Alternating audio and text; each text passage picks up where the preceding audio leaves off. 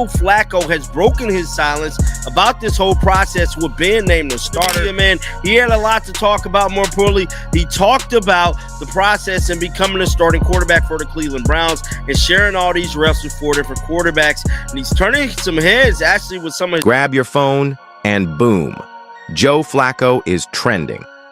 Yes, that Joe Flacco. The man once known as the NFL's ultimate default-setting quarterback has suddenly set the internet on fire. Nobody saw it coming, not even Flacco's own Wi-Fi. Fans are scrambling, Twitter is in meltdown mode, and Shedeur Sanders' name is once again dominating the headlines. So, what in the world did Flacco say that turned an ordinary morning into football's hottest drama? Let's go, somebody's going to snatch him up. You'd probably like to cut him and then have him come back on the practice squad, but they don't feel they can do that. They feel that if they were to release Gabriel, release Dylan Gabriel or Shedeur Sanders, somebody would sign him to their active roster, and you don't want to run that risk. Guy that's been in your program. Stick around, because this plot twist makes no sense, and that's exactly why it's perfect. Let's set the scene. Joe Flacco isn't just some random old quarterback firing off takes from his couch. He's a Super Bowl MVP, a veteran of nearly 2 decades, and a guy who has seen everything the NFL can throw at you. For years, Flacco's identity has been simple, steady, unremarkable, background noise, the guy you never expect to make headlines. But that's what makes this moment so shocking. The calmest, most even-keeled quarterback in NFL history suddenly decided to lob a grenade into the conversation about Shedeur Sanders and his management team. And the reaction? Absolute chaos. Now let's talk about Shedeur Sanders, primetime's son. Born into the spotlight, raised in the world of cameras, and carrying a brand bigger than some current NFL starters. Shedeur isn't just a quarterback, he's a walking headline machine. Every throw, every appearance, every post goes viral. And with that spotlight comes power. His reps aren't just agents. They're storytellers, image managers, brand builders. They don't just negotiate contracts, they control narratives. They shape how fans view him, how scouts evaluate him, and how NFL front offices prepare for him. I think that's not my place, to answer, to even be able to give the answer to that. I feel like it's not in my control. So I'm not even gonna think about that or have that even in my thought process of why it is. Like, there's a lot of people that want to have the opportunity to be at this level, and I'm here and I'm thankful to have the opportunity. So whenever that is, it is. But it doesn't make me feel down, or it doesn't make me feel left out or anything, because I know who I am as a person, I know who I am as an individual, and I know what I could bring to That's what makes Flacco's comments sting. He didn't just throw shade at Shedeur, he pulled back the curtain on the entire machine working behind him. So what exactly did Flacco say?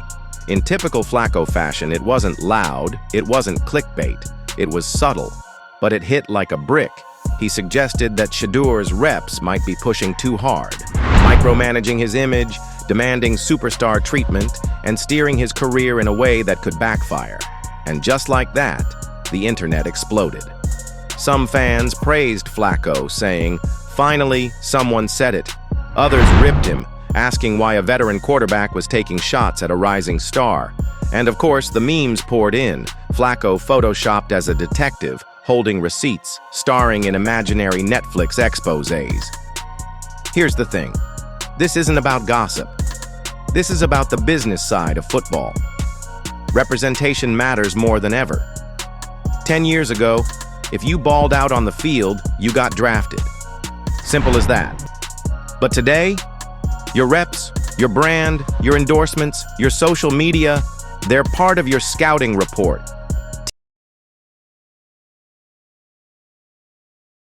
We've reached double digits, day 10 out here in Berea before the team hits the road, heads to Carolina for that joint practice this week, and of course the preseason game later on. And the quarterback situation, the quarterback competition rather, took its latest turn with Kevin Stefanski sharing before practice today that Dylan Gabriel was now dealing with some hamstring soreness, nothing serious. Teams aren't just drafting players anymore, they're drafting entire packages. And if that package comes with overbearing reps, endless negotiations, and PR drama, general managers start sweating. We've seen it before. Johnny Manziel's reps let him burn too bright, too fast. Lamar Jackson had to navigate negotiations without proper help early in his career. These things matter. So when Flacco, of all people, hints that Shedeur's camp might be too much, NFL teams are listening. The irony is unreal. Joe Flacco, the guy fans have joked about for being boring, is suddenly the loudest voice in football. And he didn't do it with a hot take about touchdowns or interceptions. He did it by talking about representation. And people ate it up like it was the Super Bowl halftime show. Because deep down, fans love drama as much as they love football. This isn't just about Shedeur Sanders anymore. It's about how athletes today are managed like brands, how much power agents hold, and how one comment can shake draft boards across the league. So where does this leave Shedeur? Honestly, he'll be fine. He's still one of the most talented QBs in the nation, still a first-round lock, and still destined to walk into the NFL with more fame than most rookies could dream of. But Flacco cracked open a storyline that will follow him into draft night. When teams call Shedeur's name, will they be drafting a quarterback or a brand? That's the question.